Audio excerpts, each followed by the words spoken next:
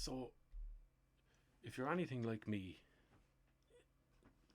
then, or if I'm anything like you, maybe, then you probably have a hatred for zealots, right?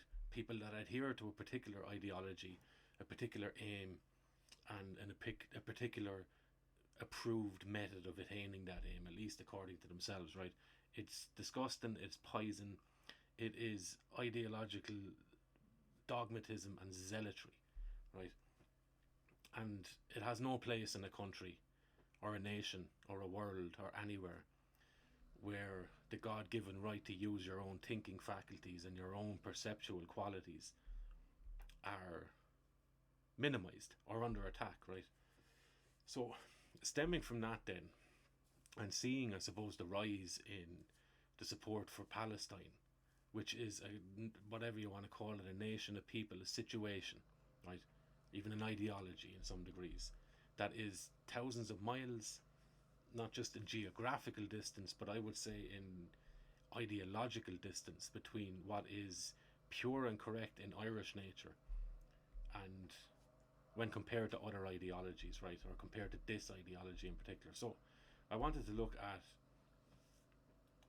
what could be promoting the growing zealotry of Palestinian support, because it would be one thing to say or to see Irish people displaying an empathy with the Palestinian people through some sort of historical connection, at least in terms of situational affiliation, right? So they're being, from this perspective, they're being brutalized, they're being displaced, their homes are being destroyed, and they are being essentially ethnically cleansed, right? And Irish people can sympathize with that because our history is loaded with that stuff, right?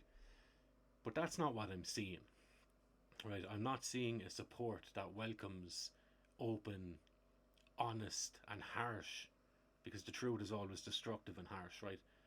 And any quest for a coherent context of a situation, warts and all, it tends to be something that is pushed back on by these ideologues, right? And they're easily definable, they're easily observable, because they will show themselves to you. And it is not so much the idea of supporting a people that you see to be in need that is at issue here. It is the zealotry, the intensity, the violence associated with that. That if you don't support this, then you are an enemy instead of just someone that has a different view, right? So I wanted to see the links between Muslim Brotherhood, Islamic or Arab funding or influence on Irish society. And some of this is from Grok because it's handy and gives you a little snapshot, and you can gives you little jumping off points on which to follow these things, right? So we have from Grok, it says in Ireland several organisations have been identified or associated with the Muslim Brotherhood, either historically or ideologically. The Muslim Brotherhood has had influence in the institutionalisation of Islam in Ireland, though the involvement varies from direct participation to ideologically similar orientations. Some Irish Muslim institutions might have historical links to the Brotherhood, while others share similar ideological views but may not have direct affiliations. And one of the links it offers there is to, would you call it an essay in a book or some sort of publication anyway, and it's from Cambridge.org, right? So prestigious enough, and it is called Political Islam in Ireland and the Role of Muslim Brotherhood Networks from Mosques, Organisations and Leadership, and this is from 2016, and you can see the authors there, and we'll have a read of the summary of it. So Islam in Ireland has developed independently from Islam in other countries in Western Europe, while remaining under the influence of the same movements and ideologies as currently shape its interpretations in the Muslim world. This means that the Irish context has allowed expressions of Islam to develop uniquely, even though these expressions reflect the dominant trends that are driven by supporters of popular movements in contemporary Islam. So essentially, the surface might look different, but the foundation is the same across these countries. The Muslim Brotherhood in particular has had the most influence in the institutionalisation of Islam in Ireland. Its involvement in the creation of Muslim networks in Ireland is complex and varies from case to case. Naturally, there might only be historical links to the Muslim Brotherhood in certain Irish Muslim institutions, whereas others have come to share similar ideological orientations over time. There are also Muslim organisations in Ireland that openly involve direct participation of members of the Muslim Brotherhood at varying levels, while others share links that are only circumstantial. It's difficult to assess the Brotherhood's involvement in Irish Islam, owing to its nebulous nature as a political ideology that has spawned several offshoot organisations with similar objectives but no connection whatsoever to the institutional hierarchy in Egypt. The Brotherhood's influence in Ireland could be described as an ideological overlap with symbolic figures in the Brotherhood's historical development, alongside a commitment to the larger objectives of global political Islam as expressed by similar organisations. For this reason, the influence of the Brotherhood may look like a broad conglomeration of religious values loosely connected to political objectives that underlie its ideology, even though it may be difficult to pinpoint explicit references to the Muslim Brotherhood in Irish institutions at first glance. It's worth mentioning that the self-identification of individual Irish Muslims with the Muslim Brotherhood has shaped the overall analysis of Muslim institutions in Ireland in this light. This self-identification has played an important role in connecting institutions with the Irish Muslim landscape to the ideological influences of the Muslim Brotherhood, especially since some institutions may deny any such affiliation in public. It is difficult, however, to ignore the testimonies of Irish Muslims who proudly proclaim their affiliation to the Brotherhood in private and insist that these very institutions represent the Brotherhood's worldview in Ireland. So, this brings us on then to INAR, or the Irish Network Against Racism. And Grock says, there have been allegations and discussions regarding links between INAR and the Muslim Brotherhood through its parent body, INAR, the European Network Against Racism. Michael Privat, whatever, a former director of INAR, admitted to past membership in the Muslim Brotherhood. This connection has raised concerns about ideological influence, though INAR itself is not officially recognised as a Brotherhood associated group, but rather criticised for potential links through INAR. And we can go on and have a read of this article from the Burkean. And the headline, INAR's Islamist links, Muslim Brotherhood linked NGO helps lobby for Irish hate speech laws. And that's the telling thing, right? So, while you might not have down in black ink direct, observable, demonstrable proof of links where it says we are linked to X, you can judge them by the fruits of their labour, as the Bible says, right? So look at the outcomes. So what are these organisations up to? What is their aim?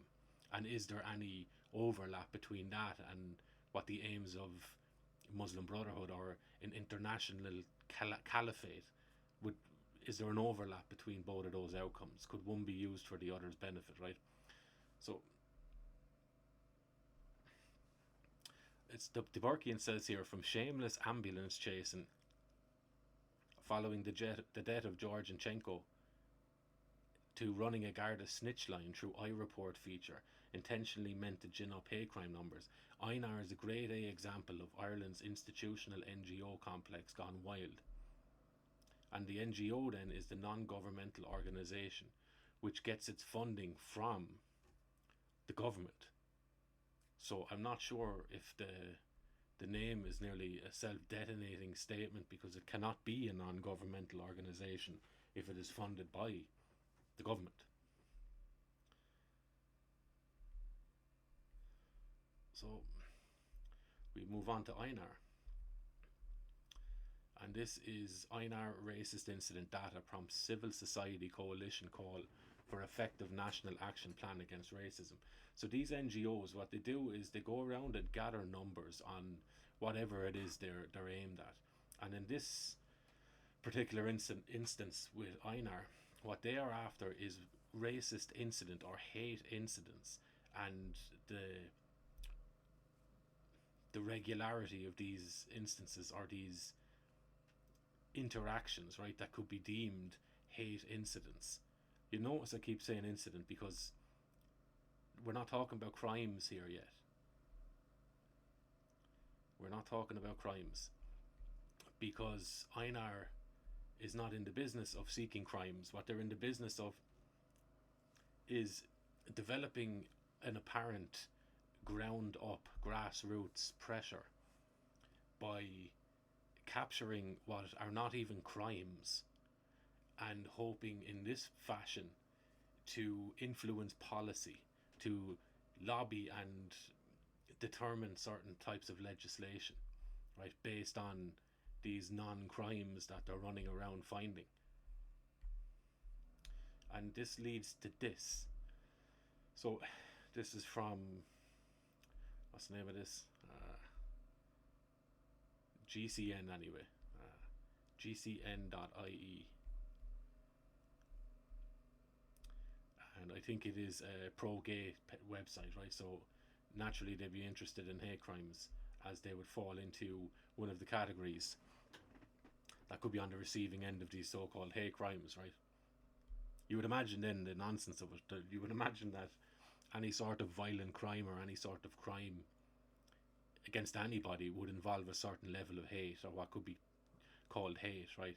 To take something from someone, to oppress someone, to hurt someone, to steal from them, to defraud them, would all involve a certain level of what could be seen as negative emotions, negative intention, which could always be defined as hate. So all crimes necessarily have an element of hate in it, or what could be defined as hate, right? Ill intent. So is there a need to even put the prefix hate on front of crimes? Or are you just trying to, is the aim to create a new category of behaviour that specifically highlights and benefits by offering extra protection to certain groups of people? Because that is the effect of it. Whether that's the intention of it or not, that is the effect that it has on society. So we read this, the headline: hate crimes and hate-related incidents in Ireland increased by 12%. Over 650 hate crimes and incidents were reported in total, with race being the most prevalent discriminatory motive, followed by nationality and sexual orientation. The amount of hate-based crimes, and hate-related incidents reported to Ireland's An Garda Síochána increased by 12% in 2023 to 2022, or compared to 2022. Garda shared that 548 hate crimes and 103 hate-related incidents were reported last year. Hate-related incidents occur when a person experiences a non-criminal incident of hostility or prejudice, and they are recorded to provide evidence of the prevalence of issues within local communities. So it is now all of a sudden, based on the reports from INAR and similar organisations, that Gardaí are tallying up the numbers of non-criminal interactions, which by definition should not necessarily be any of the guards' business, to be going around documenting human interactions, because that's all they're doing. They're just categorizing it in a different way, right? So to give an example, if somebody is totally oriented around their own people, okay, they love their own people, they get on better with their own people, they have a preference for their own people, and they don't really want to interact with anybody who's not outside of their own people, as they would define it. If somebody who's outside of that group then has an interaction with someone inside of that group and feels that they weren't given the appropriate level of consideration or attention that they would have expected, then that could be reported as a hate incident, because they felt that it was based on some sort of identifying marker that they have, right? So it's a purely subjective thing, and the Gardaí are recording these, right? And you would wonder why. Waste of time, waste of money. Because this then allows for, you have charitable organisations, NGOs, who will release their numbers and say, oh look, the hate incidents are spiralling out of control. And then the guards will come out and say, actually yes, we have been recording quite a number of these non-criminal interactions between humans also, and we find that it is absolutely on the increase. right? Fair enough, but you're not arresting anyone over it because it's not a crime. And the government knows that it's not a crime. So what they will try and do effectively based off of this is to make it a crime, right? They will try and make it a crime. And you've seen this in Ireland over the last at least 2-3 years, right? Going back further too, is the hate speech bill. And what the incitement to hatred and hate offences bill was introduced in the Oireachtas last year by Helen McEntee, right? So there's a two-pronged approach in this. One is based on behaviour, which is your hate crime, and one is based on your emotional state during that crime, which is coloured or animated by your perception, by your preferences, by your values and beliefs, and by your in or out group preferences. Okay, so if you have an in group preference with your people, you are going to be extra polite or just naturally polite and more involved with your own people. If you do not have if you have an out group preference, then the counter to that would be seen, right?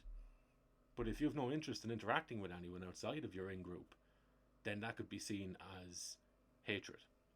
And if you speak of others in maybe even, it could be factually correct. If you make claims that are based on the average of behaviours pulled from different groups and you make some sort of general statement based on that, that could be considered hate speech. Right? Sometimes to call a spade will land you in jail, as that's the goal of the current politicians in Ireland, at least. And where are they getting the incentive to bring this in, right? They can't just decide to land it on you, because what they're doing there is they're infringing on your constitutional rights for the freedom of expression. You have the God-given, nature-given, life-affirming and life-giving quality and ability to have your own interpretation of reality. You're given your eyes and your ears, your nose, your body, your senses to take in information from the world. And you're given your reason to be able to formulate that into some sort of a coherent understanding of the world around you. Okay? But these politicians are determined to get involved in that and disrupt that natural flow, right? So if you call something that you're after seeing in the world and you make a judgment based on a numbers game, right? Based on your anecdotal experience of certain groups or of certain people who have a certain ideology, then that would be considered hateful, and that will be illegal. Okay, and you would be charged based on how you feel about something in the world, which is totally counter to any sort of free society, any sort of individual liberty. Individual liberty to express and exercise and use your human faculties. So, previous legislation on the topic of the hate speech and hate crime dates back to 1989. So, Eileen O'Flynn then said we should be naming and defining hate, right? And she defines hatred as attacking a person because of who they are. Thank God we do not have this woman making any definitions, because that is not even a workable definition. What do you mean because of who they are? What if that person is being violent in the moment and you retaliate? Would you be attacking that person based on who they are in the moment? Would self-defense go out the window based on whatever categorization of the offender might be, right? So, nonsense. And if you listen to this woman speak, it's not the tone, it's not the accent, it's not the vocabulary, it's not the slang she uses. It is the total emptiness in any of the statements she makes. It's just talking points. And talking points from where? Talking points from INAR and these organizations. So there's numerous problems with the hate speech bill. I would suggest even the hate speech or the hate crime bill, right? As I said previously, I believe all crime is done with negative intent or ill intent against another person's body or another person's property. So there's no need to stick the hate in front of it, because it's already not a good thing, okay? So some people have concerns it will restrict free speech. Of course it will. But more than that, it will also, if you limit someone's speech, you also stifle the freeness in which they think, and the freeness in which they evaluate things, and also how they feel about something. So if you can catch any chain in the link and alter that between perception, reason and understanding of it, the emotion attached to that experience, and also the thoughts and the speech to go along with that, if you can grab and influence any of those chains, you can shatter the links in all of them, which leaves people unable to process reality correctly, unable to process information correctly. You put a lens, a bias, a lens in front of their interpretive abilities, and you handicap them as a result, right? And this leads to people like this lunatic, Senator O'Reilly, right? And I say lunatic because her words tell me that her thinking is insane. It is not based on reality. It is incoherent. It is illogical. It is ideological, and it is not good for people. The outcomes of these people's speech would be absolute disaster, and it would be rough riding of people's God-given human rights and human tendencies, right? It is total manipulation, total oppression, and total abuse of state power. So Senator O'Reilly said, all law and all legislation is about the restriction of freedom. This is the nuts. This is the thinking of a lunatic, right? Or a total tyrant. All law and all legislation is about the restriction of freedom. This is exactly what we are doing here. We are restricting freedom, but we are doing it for the common good, right? So she has no qualms about stealing your freedom, because what she's saying is a total nonsense. It's not about limiting people's freedom or restricting people's freedom. It is about supporting people's freedom. You are not allowed to engage in an act that takes away another person's freedom. That's what laws are for. But those laws, the law that you can't go up and punch someone, that is not about taking away your freedom to go up and punch someone.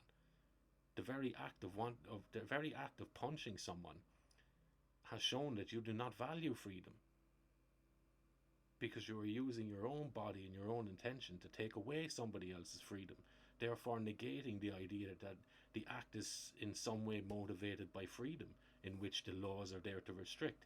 It's a nonsense, right? It's a semantics game. She's using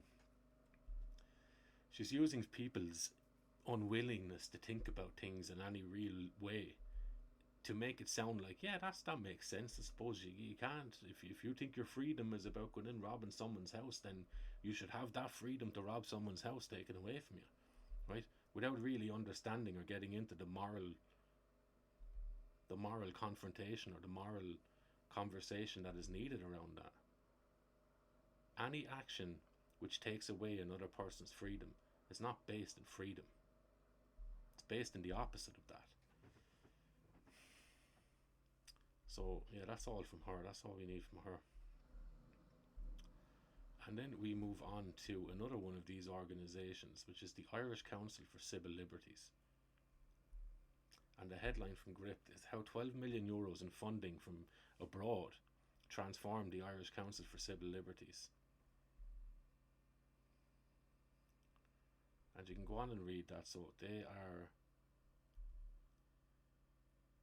the transformation from being a voluntary outfit to well-funded professional and sophisticated operations did not happen by accident, nor was it funded by its own small membership base, which accounted for less than 2% of the ICCL's income in 2022. It is mainly supported by international foundations, and it is to them that it owes its current position within Irish public life. The main contributor to that has been Chuck Feeney's Atlantic Philanthropies, whose role in the lift-off of migrancy NGOs we've already examined, and whose overall importance in, to a large extent, creating the NGO advocacy sector as we know it shall continue to be the focus of this series. Right, and you can follow that on because it's worth knowing, it's worth grappling with. But we'll have a look at Mr. Feeney's Atlantic Philanthropies and see what they're about, right? So Chuck Feeney founded Atlantic in 1982 after investing $8 billion to advance opportunity and promote equity and dignity. We made our final big bet grants in 2016 and completed our work in 2020. Right, so that is them. That is, we'll have a look at Mr. Feeney. There he is celebrating Chuck. Chuck died in 2023. So he was an Irish-American businessman and philanthropist who devoted his entire personal fortune to global philanthropy during his lifetime. And you see this sort of thing echoed in these rock star style philanthropists like Bill Gates and George Soros, right, where they're said to have donated a large amount of their own personal fortune to make the world a better place, so to speak, right? So more about the Atlantic Philanthropies, right? So what issues, what are they about? So you can see brain health, health equity, racial equity, social and economic equity, right? And if you're anyway smelling the way the world is turning, right, you will understand what is meant by those headings alone. But we'll go in and have a look, right? So racial equity, dismantling anti-black racism to advance fairer, healthier and more inclusive societies. And this is in South Africa and the United States, right? And here we've more: school discipline reform, race and criminal justice reform, immigration and migration, community schools. This is what this philanthropy organization with its 8 billion euros funding or dollars funding is interested in. So this is protecting the rights of migrants and immigrants in Northern Ireland, Republic of Ireland, South Africa and the United States from 1998 to 2014. Across the world, people are uprooting themselves seeking better lives in other countries. Yet millions of people migrating to the Republic of Ireland, South Africa and immigrating to the United States are often denied basic rights and face discrimination and exploitation. Atlantic's investments have supported groups in these countries advocating for policy reform and working to build opportunity, provide hope and promote dignity for millions of these most vulnerable, marginalised and undervalued individuals. So basically we pump millions into getting these people into your country. Okay. What we learn from this work: the public narrative impacts the success of advocacy on migration and immigration issues, underscoring the importance of investing in strategic communications. So in order to get what we want, we need to manipulate the public into believing that what we're doing is a positive, right? And we'll do this by funding media outlets, strategic communications, not sinister at all, totally above board, transparent and in line with informed consent, right? Number 2, even a well-constructed and strategic advocacy campaign sometimes cannot surmount policymakers who lack the will to advance legislation. In many cases, advocates have had better results pursuing remedies in court. So, translated, if we can't get the politicians on side, we'll just run it through the courts. And number 3, it is essential to collect evidence about how migrants are being treated to demonstrate to government the actions needed to remedy inequities in the system and provide essential services. It speaks for itself, but what you never see here from any of these organisations, and there's many, is the exploration or the promotion of the native people's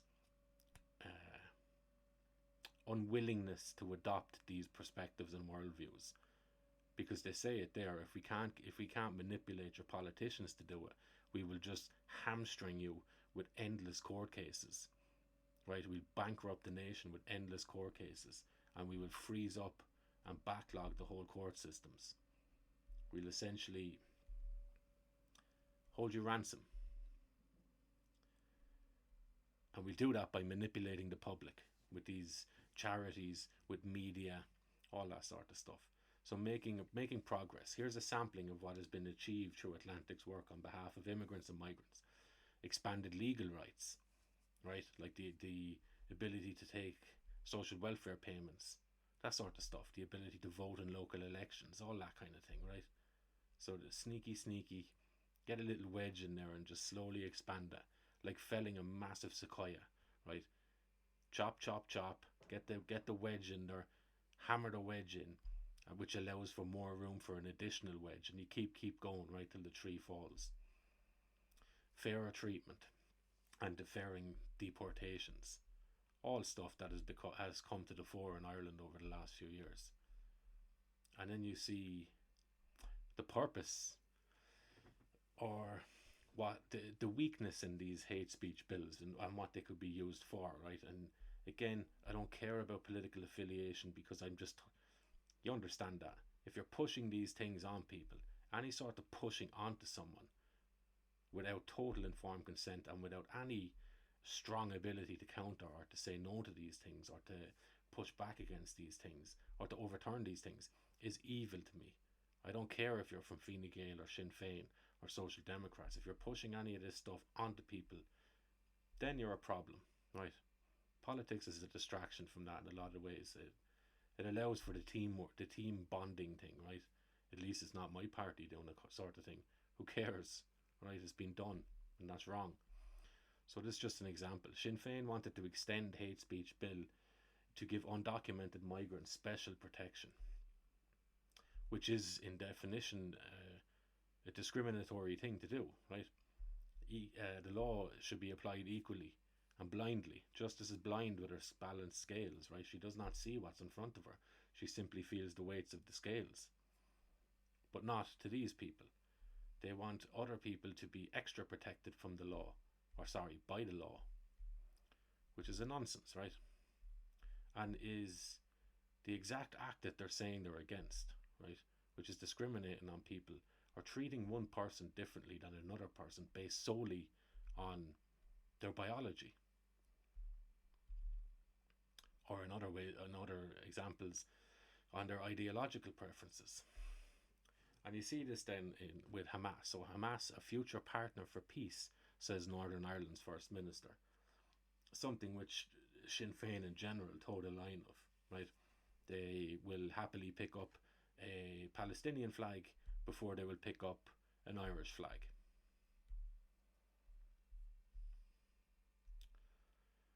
This is the influence then that comes, we go back to Grok, and there's an emphasis, it says, on educating students about diversity and inclusion. DCU offers a role-playing game called Tilt's University Game, which explores diversity and inclusion, helping students understand how identities shape social interactions and recognize forms of bias. Programs like Student Bystander Intervention Program at DCU teach students how to intervene in situations involving inappropriate behaviour, including racism and harassment. And if you have, this sounds all lovely on paper, right? But if you've been to any of these sorts of training seminars or educational workshops, you begin to get the scent of what is going on in these. It's not even implicit, it's stated to your face, right? That minorities are being treated terribly by Irish people because Irish people have a tendency to prefer their own people, and so they might not be as welcoming to foreigners as the foreigners would like. Therefore, Irish people are racist, okay? And in order to combat that and overcome that, we implement what is called positive discrimination, which is elevating other people above the native people in order to balance out what exactly, how people feel, right? So it's a nonsense. We discriminate in order to stop one group being discriminated against. We will discriminate against the other group up until a point where this is never delineated either, where everything is equal and everyone gets a fair share, right? So communist outlook, right? And again, a nonsense. So we see this influence in the educational sector too. And we read, academics for Palestine criticise universities over neutrality and lack of action on war in Gaza. So Ireland's universities have been criticised by a group representing many staff over what they call their failure to abandon links to Israeli institutions and investments in the wake of the war in Gaza. And you can see, the group Academics for Palestine had a letter published in the Irish Times in November, which has now been signed by about 950 university staff. So, I'm yet to see an academics for Irish people, right? Or for the self-determination of the Irish people. And you have almost 1,000 university staff that are criticizing their employers because their employers aren't as ideologically fixed as they are. Like, this is insanity when you're speaking about an educational facility or university, right? A place where better thinking and expanded worldviews and the ability to use your mind is at the fore. It's the very business these organizations, these colleges are supposed to be in, right? The uplift and the expansion of people's reasoning abilities, the ability to hold different perspectives on the world without falling into the trap of dogma related to one of them, right?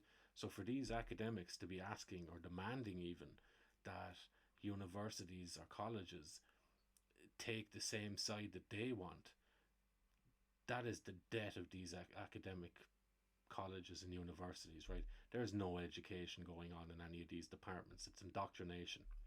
It is the same as religious organizations. That's exactly what they are in action, right? And they're softening up all layers of society for a particular religious, theocratic, theological perspective, right? And what is that? It's obviously Islam. That is the outcome that you see in it, right? And then you run into these things then, which are the products of these organizations, these charitable organizations, right? And the headline from the Irish Times is, does Ireland have a diversity problem at third level? Right? So the performance in gathering these researches that are conducted by charities and organizations, NGOs like INAR and the Irish Civil Liberties organization, or whatever the name of it, right? These orgs, that leads to, number one, being proliferated in the national media, which has its own ideological bents as well, right? It goes hand in hand with what these NGOs seem to throw up from the depths. Then there's pressure given by the media onto politicians. The politicians then feed it back down into the state, into the institutions of the country. Because what the NGOs, what they allow governments to do is to create problems, essentially, highlight issues in the country and offer solutions that, if the government were to impose them without shifting the consensus, without shifting the default setting in society, or the way people are thinking of these situations, without brainwashing people, essentially, then people would recognize that these are all illegal actions that the government has taken, right? So the government will use these NGOs, they fund them at the end of the day, with your money. They will take your money to fund these NGOs, to have these NGOs decide that you're racist and you're a problem. And then the government's action to help, quote unquote, resolve these issues is to take away your freedoms, take away your rights, trample all over them, minimize your ability to speak your mind, right? Minimize your ability to hire who you want to hire, to associate with who you want to associate, to not like certain ideologies if and when they please you, right? So you see this nonsense. So what does Ireland have a diversity problem at third level? So are there enough non-Irish in these positions? That's essentially what it is. Not are the universities acting in such a way that those who go through them are profound thinkers, or far more excellent thinkers, or under people who can understand than they were before they got in there. In large cases, these people are far worse off mentally and cognitively and emotionally and all across all levels, I would say, leaving the colleges than they were before they went in there. And this article says, how many ethnic minority students go to college in Ireland? Nobody seems to know. and it's putting a generation at risk of being left behind. Now, again, two-tiered sort of approach, because if an Irish person went seeking this to find out how many places in college are being given to other ethnic minorities, then an Irish person could be considered racist, right? You're not allowed to ask them questions. Or if they were to ask how many ethnic minorities are involved in criminality, how many of them have been prosecuted in this country, then all of a sudden that's a racist question. Or as Patrick Quinlan found out in the city council in Dublin that he was part of, he wanted to know how many ethnic minorities people, or people from ethnic minorities, were on the housing list, and was it 28-1 voted against that motion, against letting the Irish people know. But when it comes to these NGOs, and it comes to these diversity pushers, right, these anti-Irish pushers, because that's what it is, these laws never benefit Irish people. It's okay for them to ask these questions. So race, ethnicity and change in higher education, a new report from the Royal Irish Academy and the British Council in Ireland, fascinating organisations, right, says that this lack of data may be harming the educational and career opportunities of Black, Asian, traveller and other ethnic minority students in Ireland. Right? The same way Irish people not knowing the crime rates of ethnic minorities in the country is harming them. Right?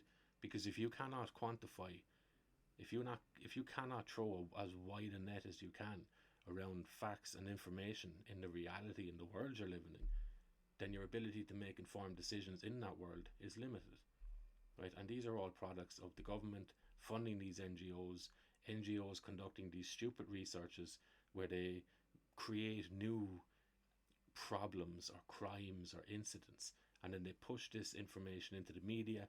The media sets the tone for the cultural narrative, and then the government says, look, people have had enough of XYZ, therefore we need to take away their rights because this will limit these hate incidents, right?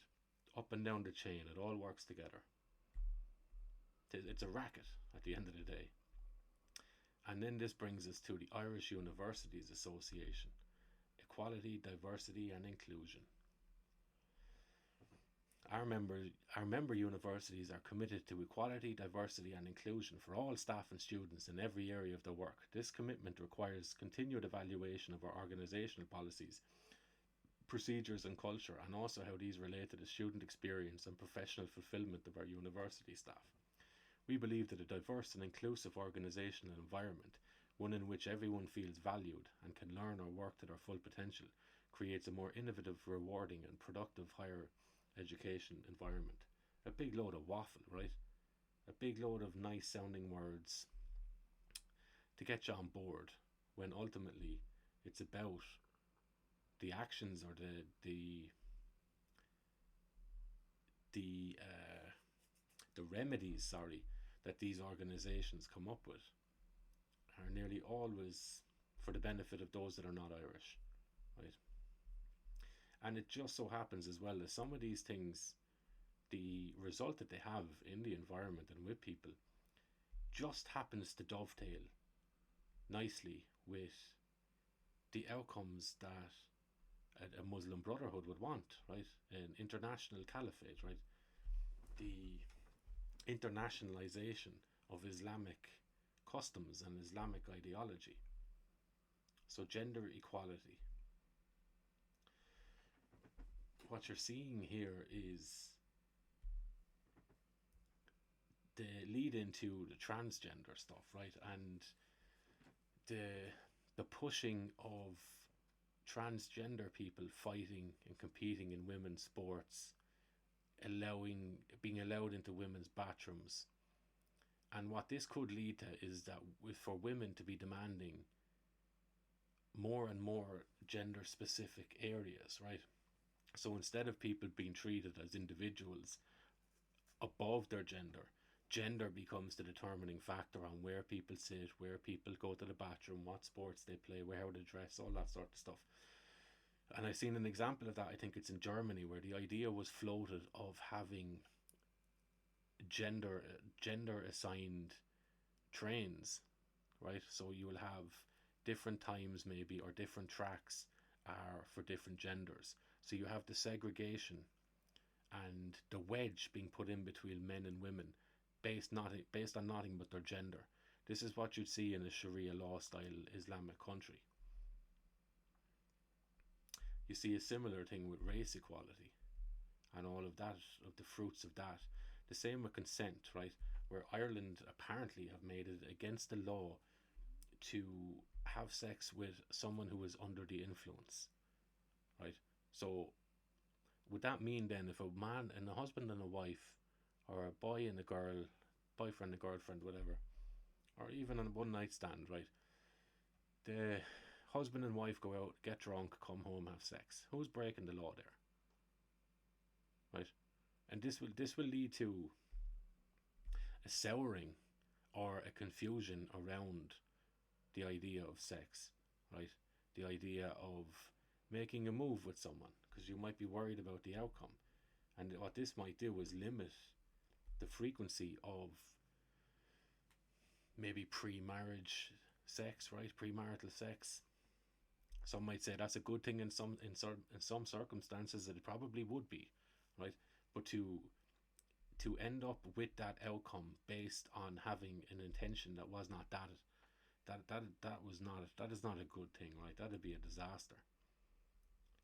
And obviously the LGBT stuff, right, which seems to have been getting curbed at the moment, right? So you have a lot of companies that are pulling out of endorsing or supporting these things.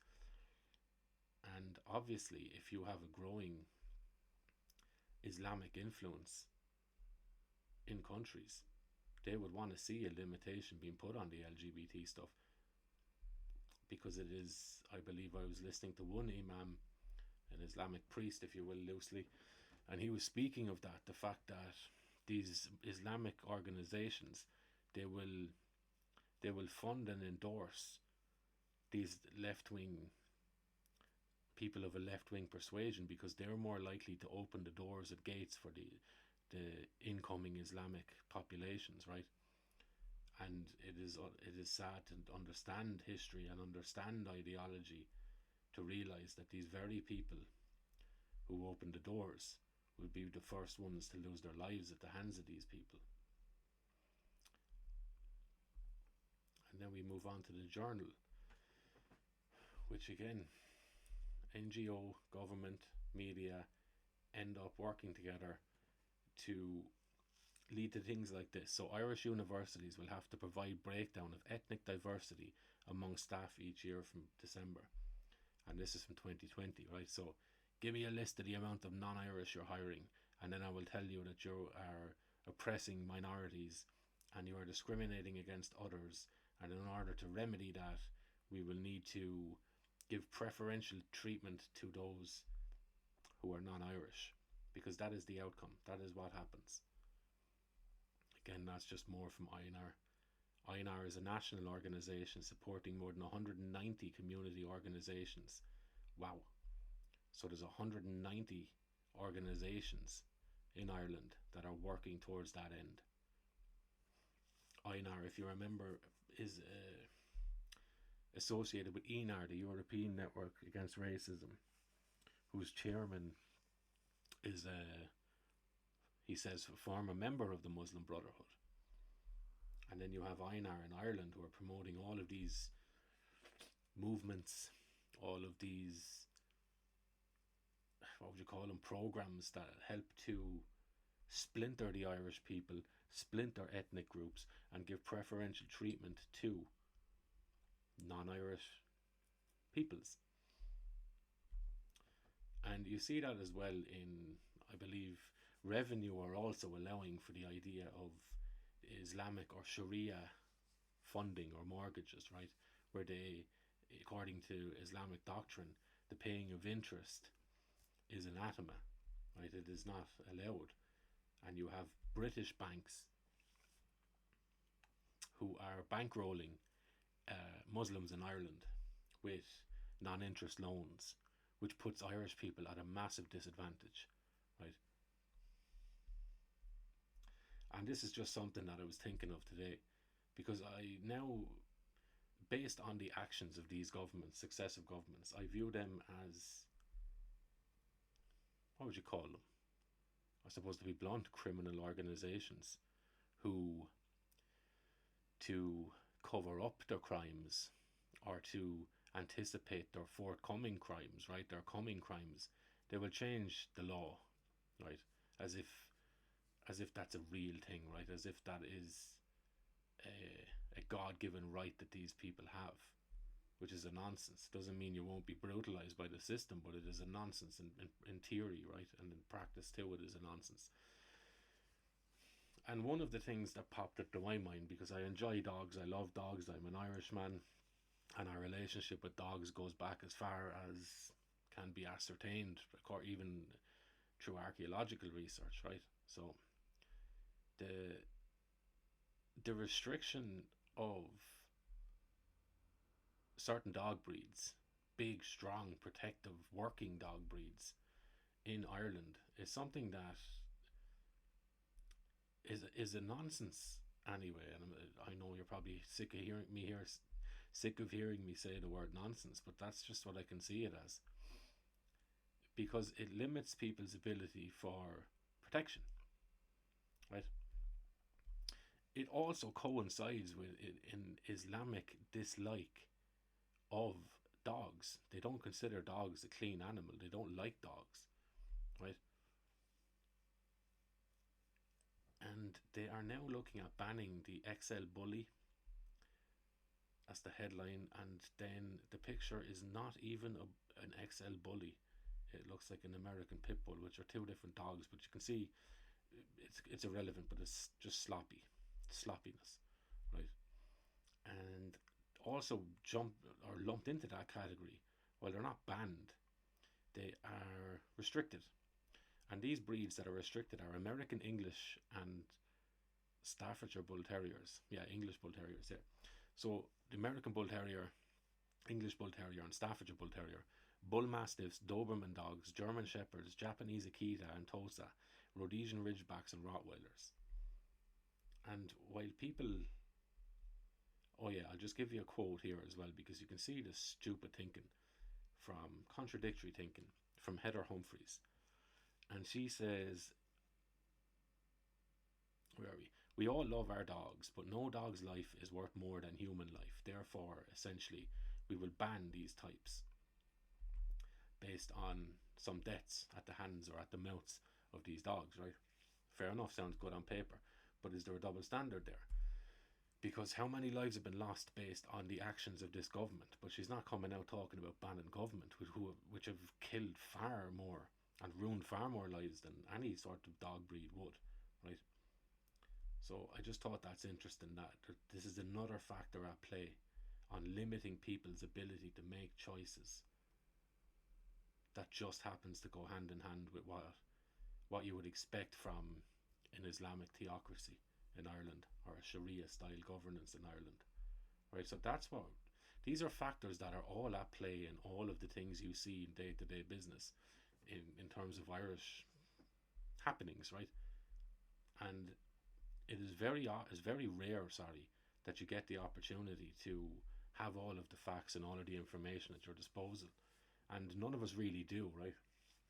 So you're left with conjecture, you're left with pattern recognition, seeing the flow of certain actions and certain decisions and the outcomes of them, and seeing which current they're on, right?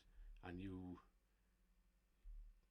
extrapolate from that, right? And you try and develop a view that caters to all of the factors at play, and whichever one is the most coherent at the end of the day is probably the one that's closest to the truth, right? But either way, we have big problems in this country, as you all may well know.